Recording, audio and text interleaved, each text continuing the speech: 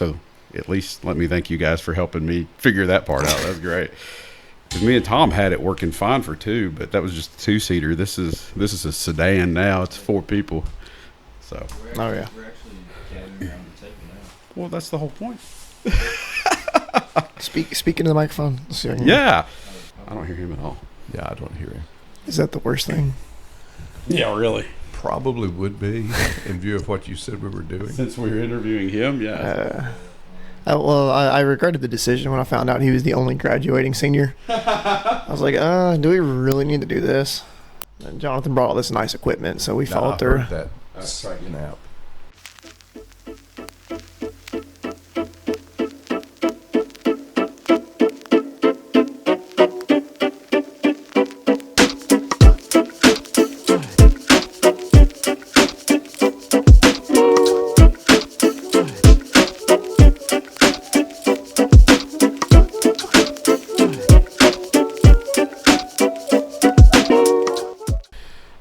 I'll go back and edit out all the bad parts, or edit out all the good parts and leave the bad parts, and that's what makes the best video. You know that's true. No one wants to watch something go smoothly. They want the train wreck, you know. True. All right, so welcome into our next episode of Gather Round Table Talks, the podcast. We have a special edition today. As you can tell, we are not in a normal location. We are far from normal. We are at Indian Creek Youth Camp in Oakman, Alabama. We are coming to you not necessarily live because it's not live, it's recorded, but we are coming to you fresh from Ponderosa. And because we're in Ponderosa, Tom suggested we call this one, what? Ponderosa pondering. But you just said something that I don't know that I've ever heard the 2 words in the same sentence. What's that? You said fresh and Ponderosa. Fresh and Ponderosa. Well, you know, no campers are staying in here this year, so That's because it's older than me. Well, but as of right now, it's the best smelling cabin on the farm. That is true. Yeah. Oh yeah, absolutely. All right, so TC. Well, let's go around first. I'm Jonathan. Everybody knows me. Riding shotgun with me is Tom. Everyone remembers Tom Larkin from our first episode, and he'll be in and out throughout the series.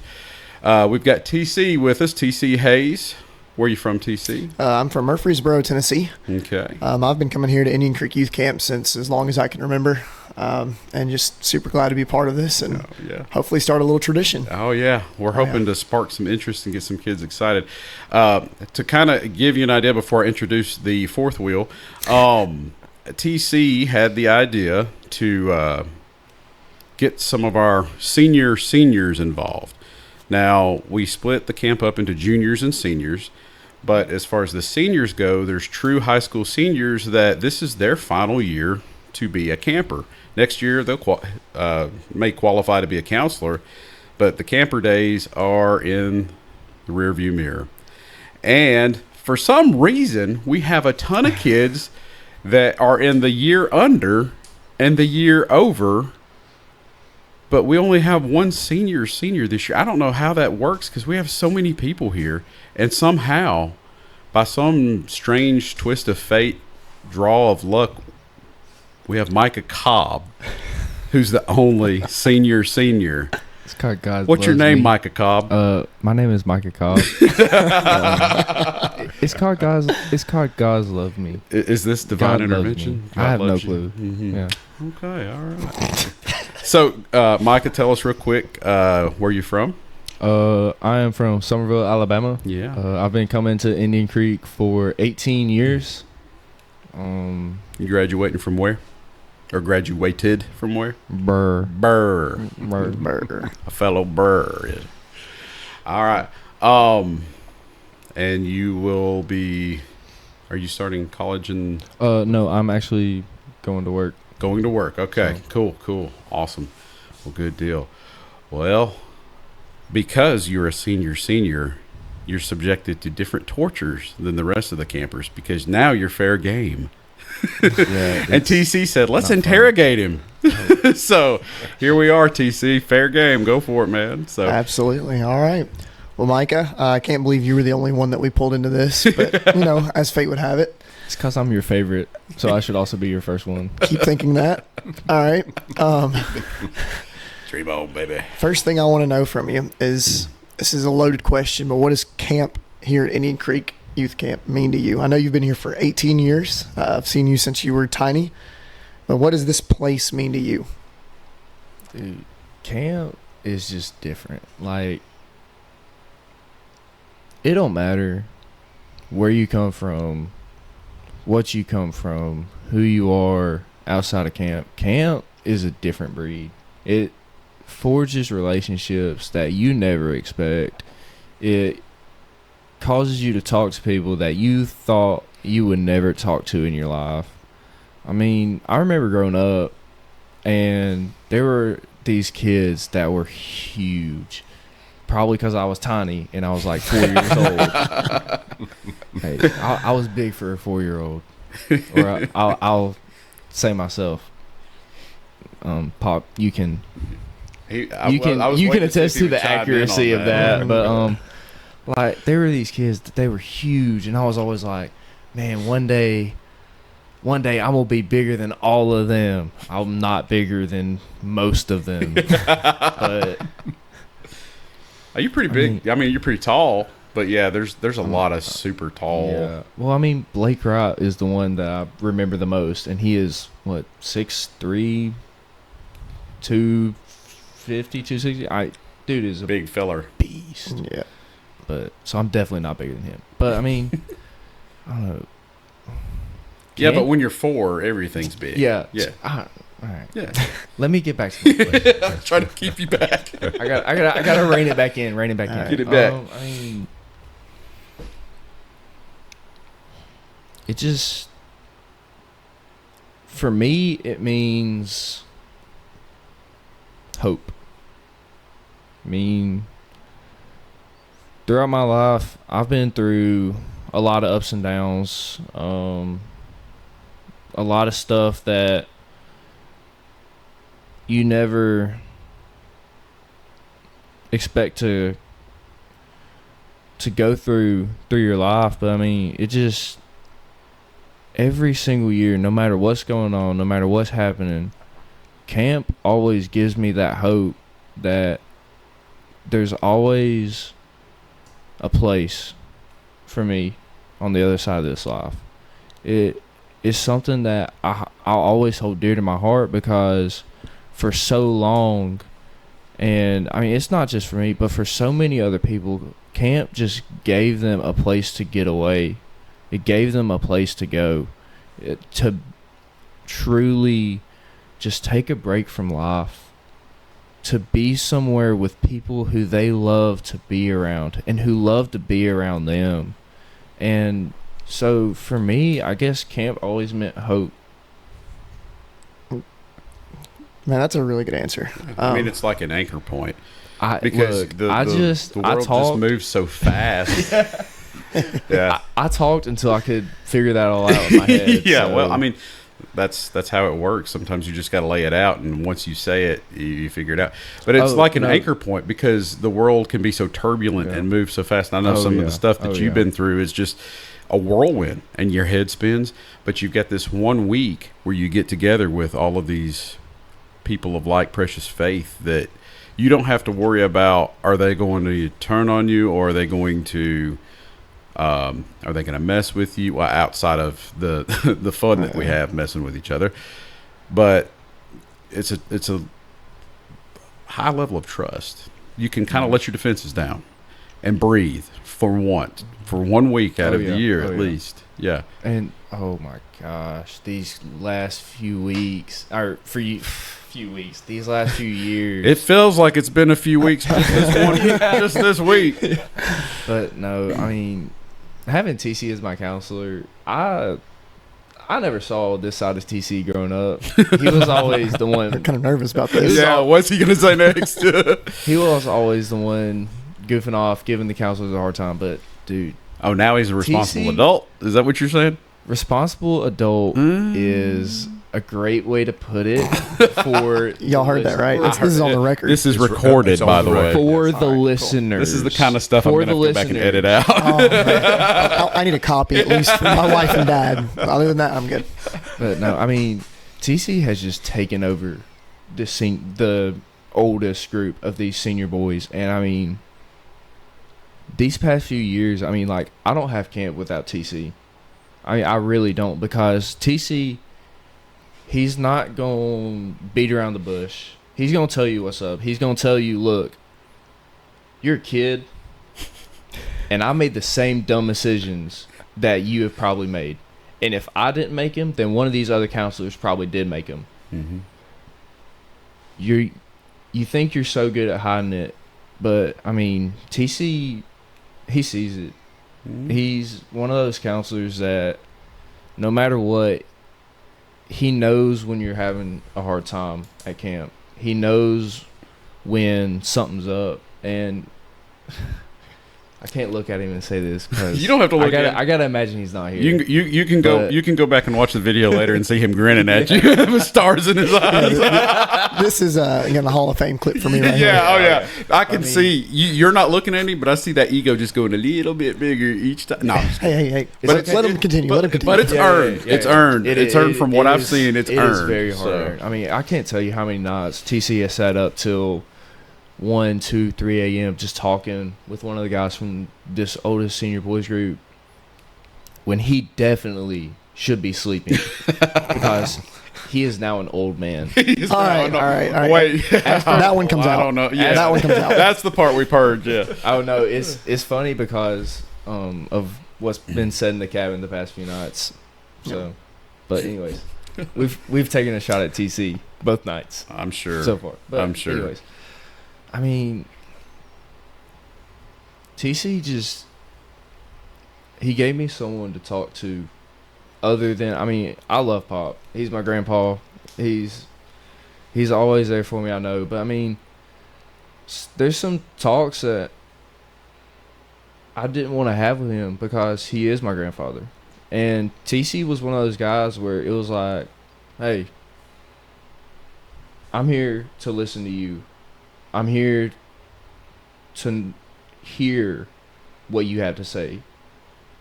And he does that. He truly listens to what we have to say. And I can't tell you how much it has helped me, just him sitting down and listening. Oh, Just yeah. him sitting down and being there. So Yeah. It's therapeutic. it is. Yeah. It really is. It's Oh, yeah. almost like going to therapy. Yeah. Oh yeah. Well, and I understand what you're saying, and it's no dig at Pop or anything like that. But I get that, and he gets that too. Sure. And that's the importance of having a week and having a group of people like this.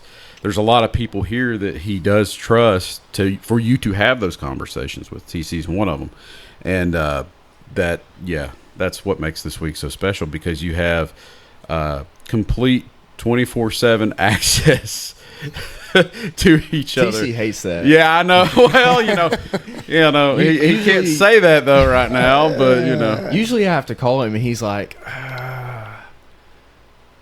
I'm busy. Let me call you back. yeah. Nah. TC picks up. He's great about it. He loves talking to us as much as he regrets. Says otherwise? Regrets. It's not that he says that. He regrets. He's a good faker. He regrets losing sleep, but I mean, he's great about it. He's a good sport about losing speed. About losing losing sleep, sleep. is what you meant. Yeah. Yeah. Well, on that topic, I want to talk about your future here with this camp. You've told us what camp means to you. You've told us, the safe place it is, your anchor. And, it's kind of that way spiritually, but mentally, both spiritually and not spiritually. So, growing up, I had the same experience with my counselors. I was able to talk to them about life decisions that didn't necessarily reflect spiritual things, but I was able to bounce ideas off of them. And, they were giving me advice because, like you said, I didn't want to have that with my dad or granddad.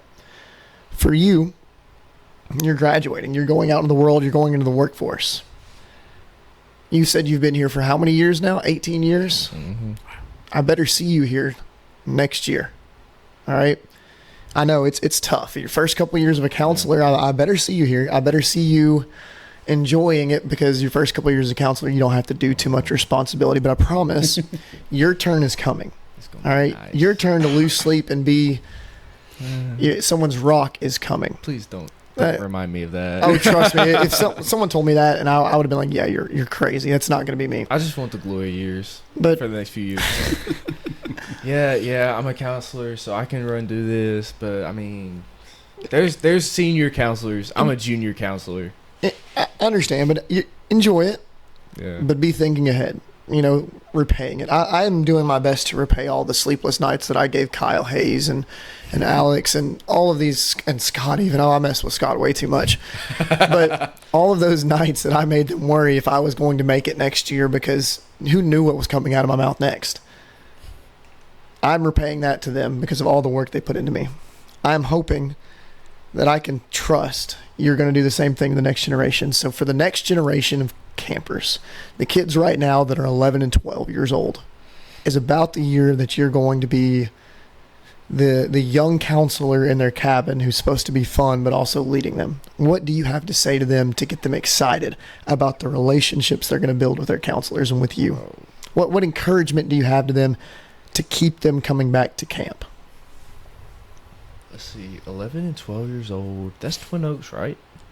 Well, we have 12 and 13 this year, but yeah, that's okay. So roughly that's age about group, that yeah. idea, though. Yeah. Keep in mind, you smell their cabin and you see what they do on a day-to-day basis. That's the group you're going to bond with. That's the group that's going to look up to you and ask you for life advice. Oh man. Yeah, it's real, isn't it? You hadn't thought about that up until now, have you? Oh, I don't man. like you for Yeah. this one. I mean, Don't have some meaning crazy, man. It just, I know I don't remember when I was that age, but just a few words to say, hey, I expect to see you here. This place will lead you in the right direction. What? I mean, it does. A few things like that. Looking at Cypress this year, we're extremely light on the guys that are in there. Mhm. And part of that is because, I mean, the guys who we used to think, man, they're always going to come back. They didn't come back. And that hurts the people who are here. It's hard to see that there are empty bunks. I mean, we have an entire cabin that we're not using because people didn't make camp a priority in their life.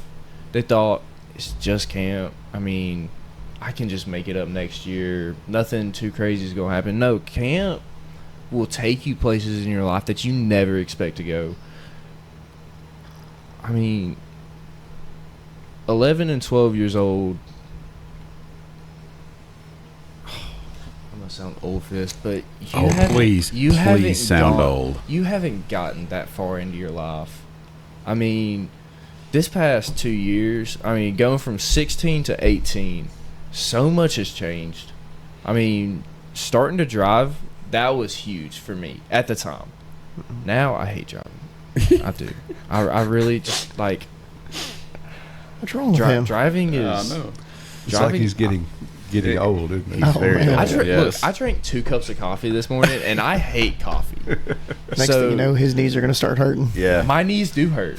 You hear my that knees pop? hurt. Yes. That was you. That was your joints. Oh, this pop, not that. No, not pop. this pop. Your pop.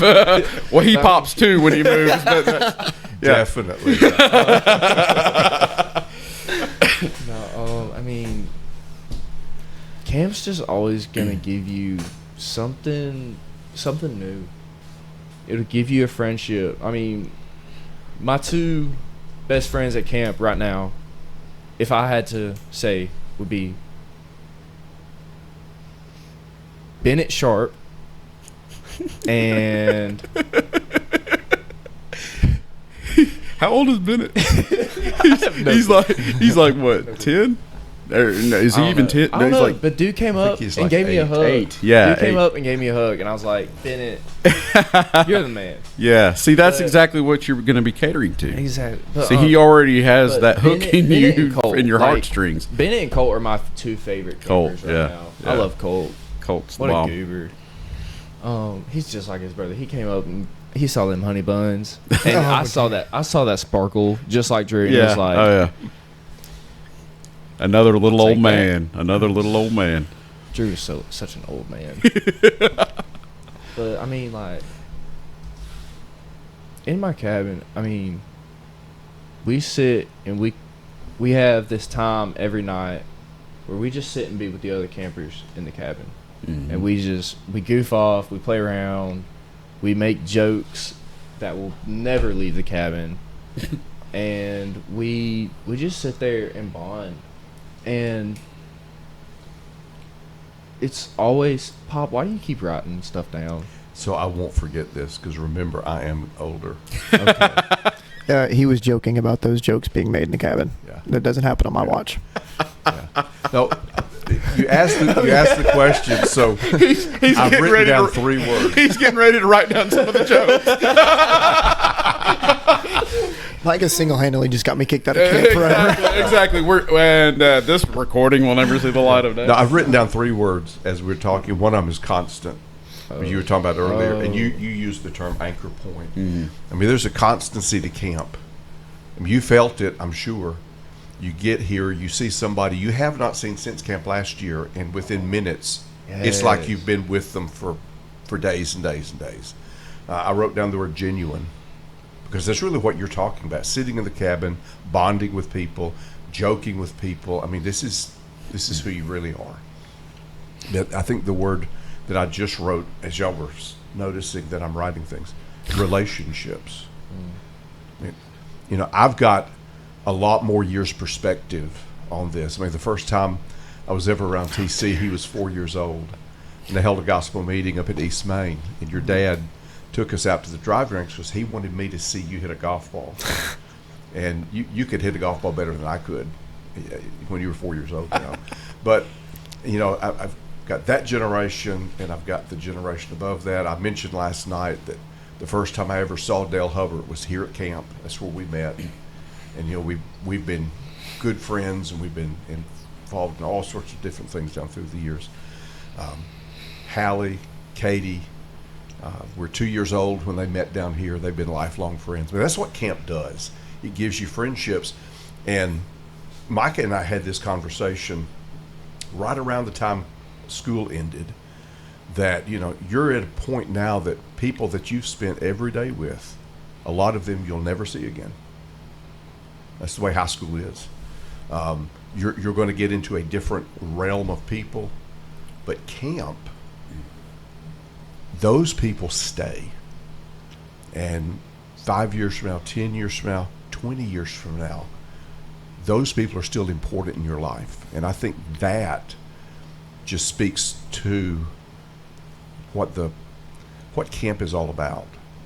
I So think I may write some more words down so you Don't be distracted. It was very concerning because I was like, am I gonna get in trouble Oh, for yeah. this later? why do you think we're doing this? Why do It's you have to such get a you on guilty recording. conscience? Fair enough. Yeah. From my perspective, I'm the last one of my group that's still attending camp actively. And you mentioned that earlier, man. It hurts to not see my brothers, that I would consider them not here with me every week. Hey, I'm putting this on a T-shirt. Brothers in Christ, brothers in life. I want you to buy one because you All need right. it. You need it. Brothers in That was Christ, a brothers in forced life. sale. Yes, it is. $19.99 on the I'm website. making this because of you. You have to purchase it. Yeah, But- you gotta have one.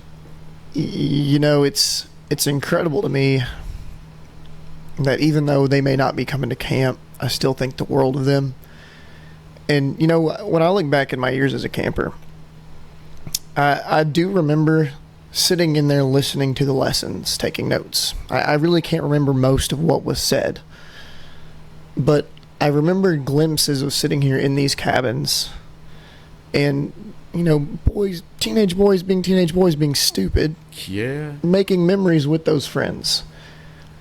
And when you come back as a counselor, it's going to be the tough decision on you to decide when you want to let them be boys and be stupid, and when you have to shut it off.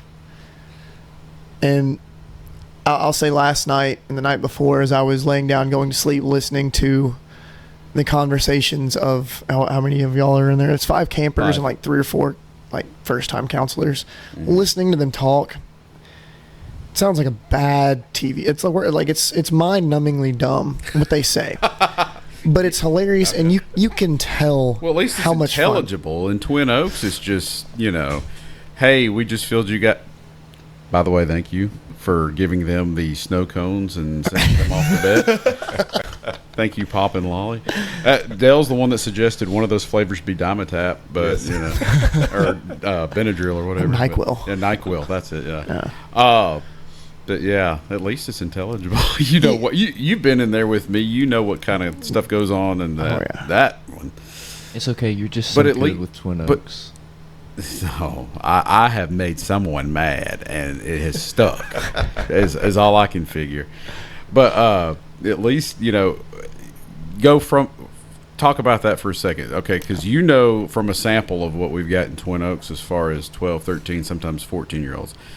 And what's the age range? It's 16 to 18 down. 16 to 18. 16 to 18 plus your first-time counselors who are college students. The difference between the banter and the 12 and 13-year-olds versus the 16 to 18-year-olds, is it the same? Because you said it was just stupid conversation.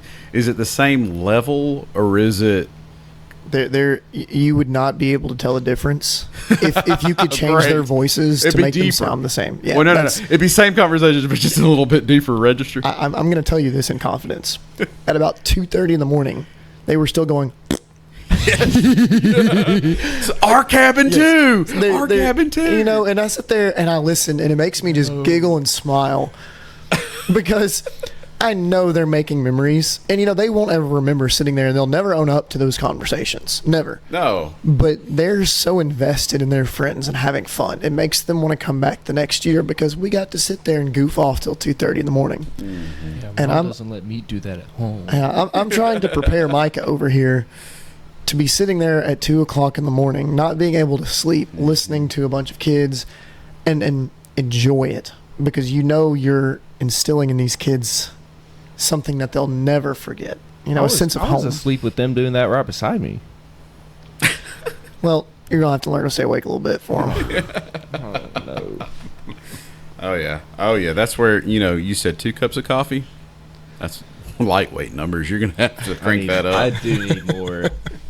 Yeah. I saw Lolly earlier, and I was like, Lolly, do you have any coffee? That's all you had to say. You had 2 pots ready, didn't you? Yeah. I didn't go get any. Well, I'll tell you what. Those are the 2 big questions I really wanted to ask you. Giving some words of advice to the younger ones, as well as getting your perspective on what camp is, so that once we get a few more of these in over the years, we can mash up something of what Indian Creek is. So I do want to ask if Tom or Jonathan over here have anything they want to ask, just to get on record from Micah. I mean, it doesn't. Just pick at him. Have fun with it. I want to make this a tradition that, like we said, the 2 a.m. conversations, I want to make this something special for the graduating seniors that they look forward to doing and being a part of. Yeah. You just got lucky. You're number 1. Yeah, the guinea pig. Pretty much. Okay. I'm Dad's favorite.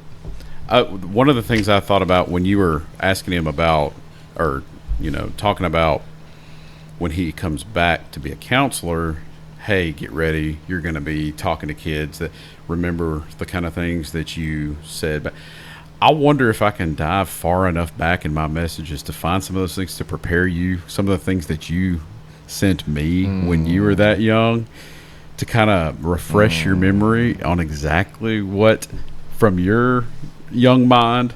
Yeah. I don't know if I even have those anymore. If I these walls are very white. But all right. The thing, and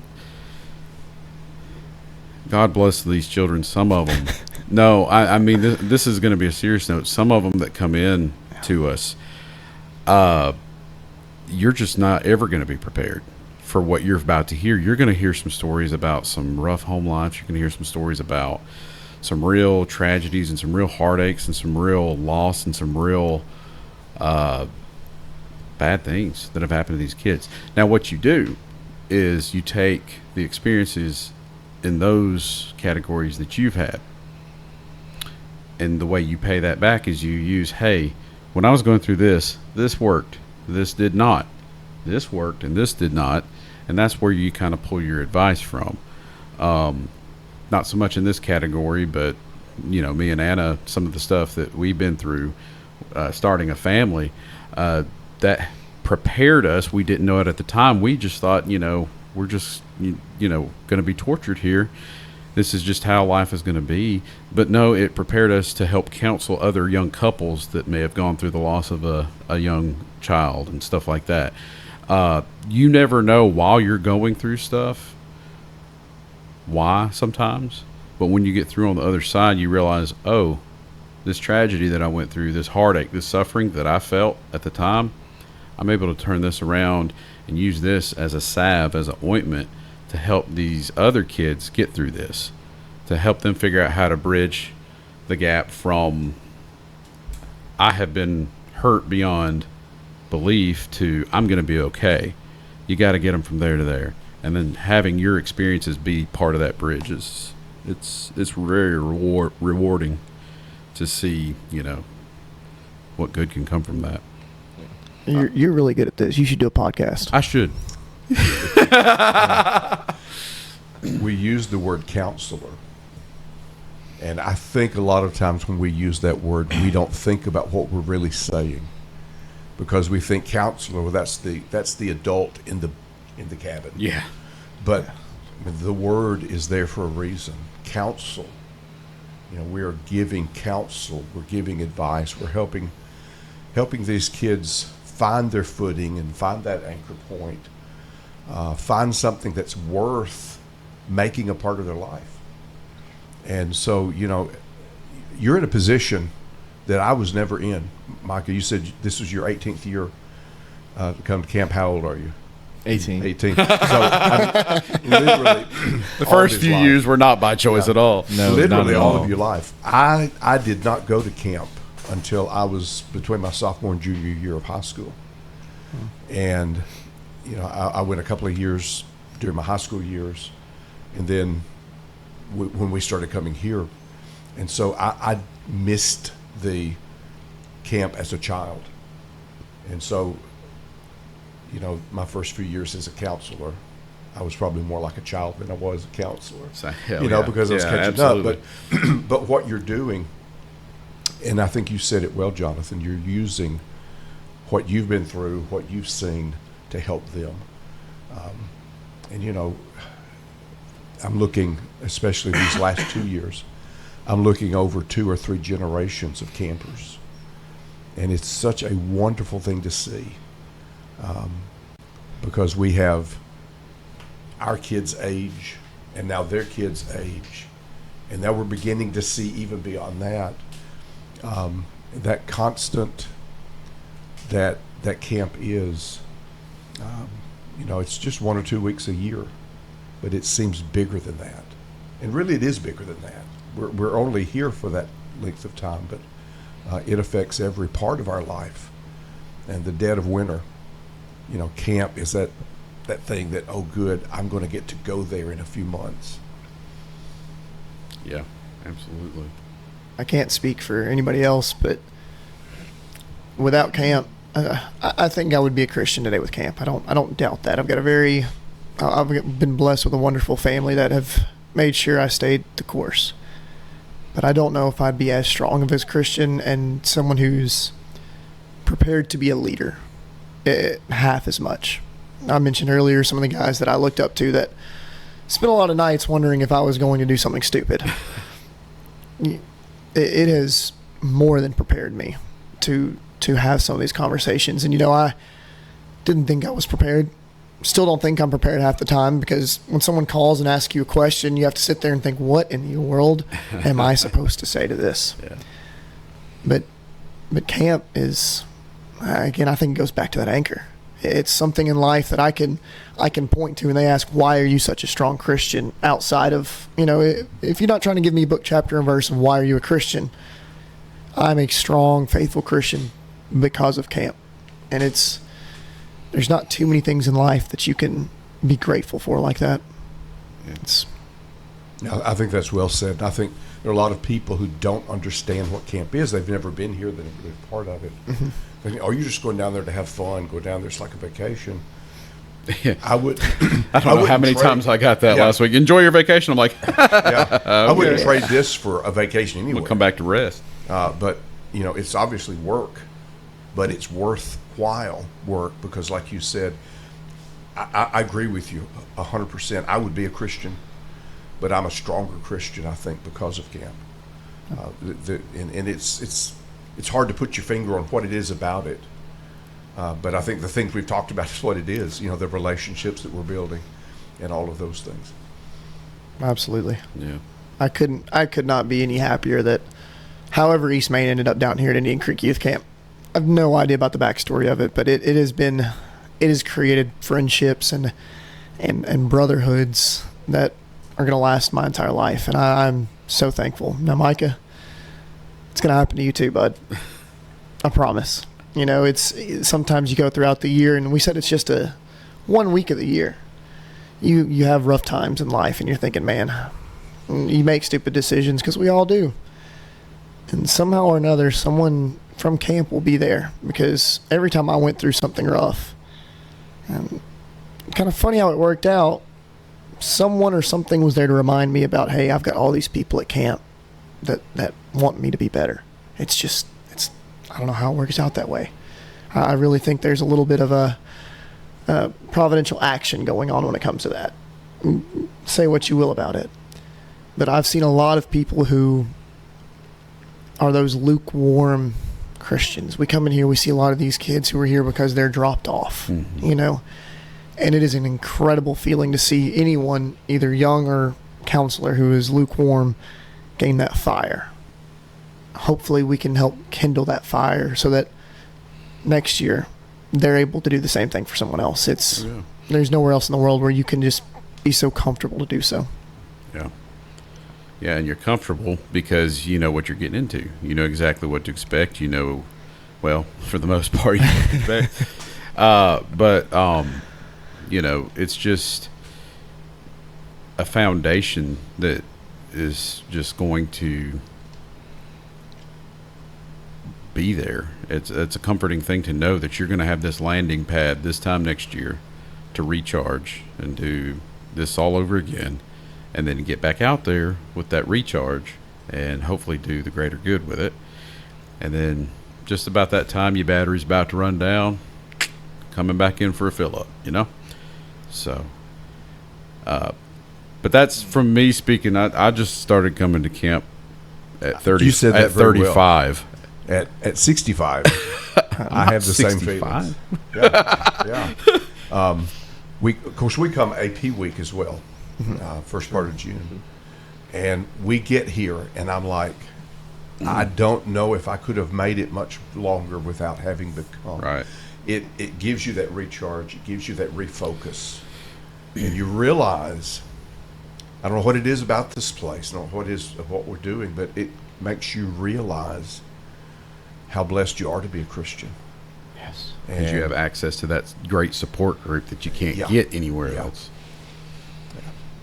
I've said a number of times, I've heard others say it as well, that this is closer to what the church is supposed to be than a lot of what we're doing in our church buildings.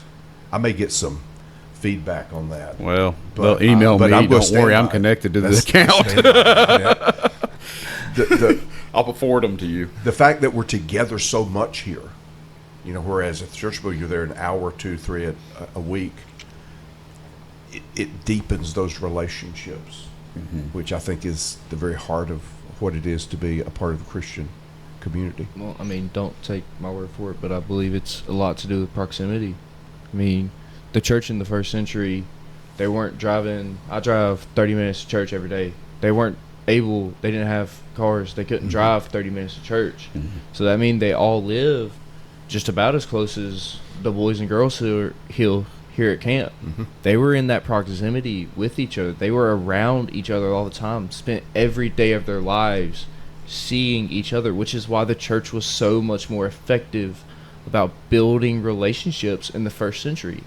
As time has moved on, we have moved our proximity to a wider range. We're not all right there in one city. We're not all right there close together. And for TC's case, not all in one state even. Yeah.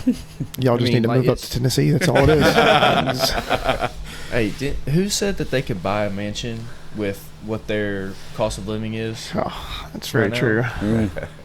Yeah. Cost of But, I living's not good.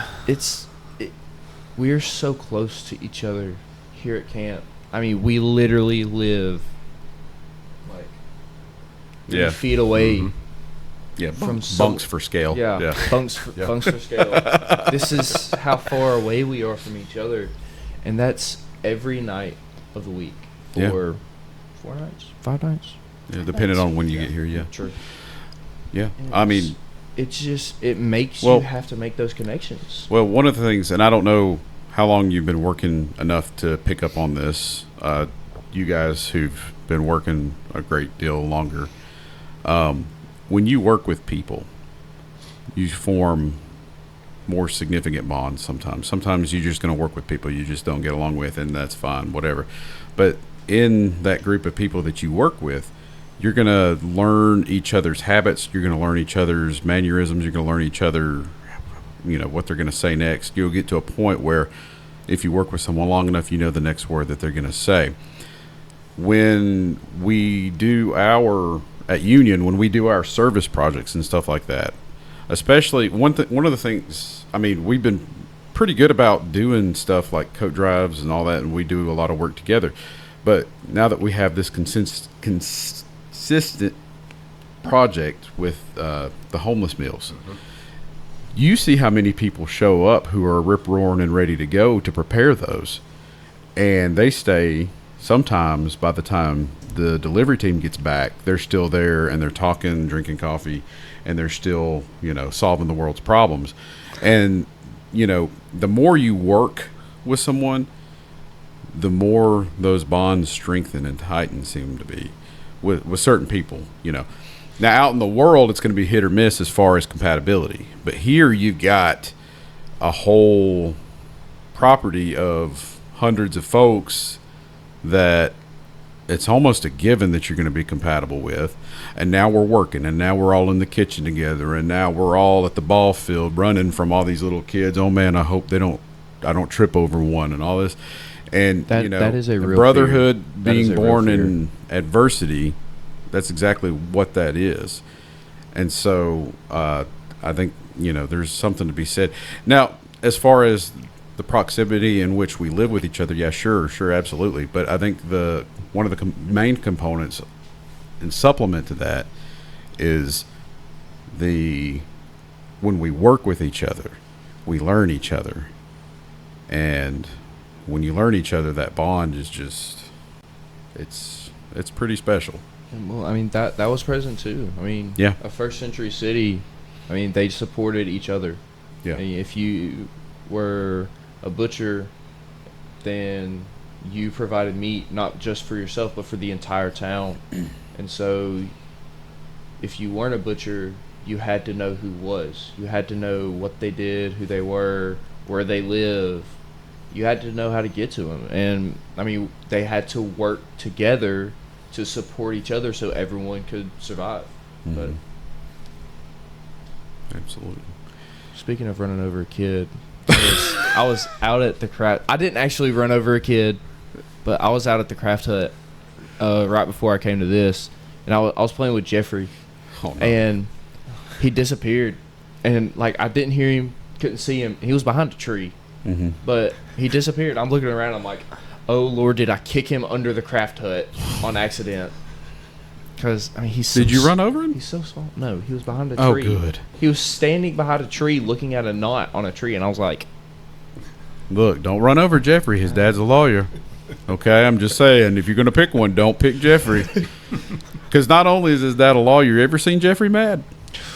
that little language of his, and that finger gets to going. It just like it cuts your soul. Yeah. You will get it.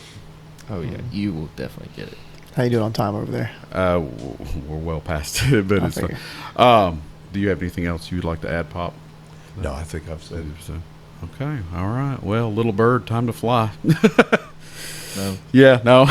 We'll see you next year. Yeah, absolutely. Next year is time to fly. Next year is time to fly. I still All got my camper privileges this year. Oh yeah, yeah. You still have one more whole day left. So Well, it doesn't really feel like it. I'll be honest. Yeah. TC's been like mellowed out by his past few years in the senior. Don't listen to that. senior I'm very boys. strict. Follow the rules. Like- Nothing gets by me. I mean, Chad's still like TC's the chillin'. Chad still gets on us. Chad makes sure we're TC's doing the what we chill. need. But like, So y'all are doing the good cop, bad oh, cop. Yeah. absolutely. I Sounds truly like it. believe Oh it's yeah, good. absolutely Right. sounds like it. you know, so.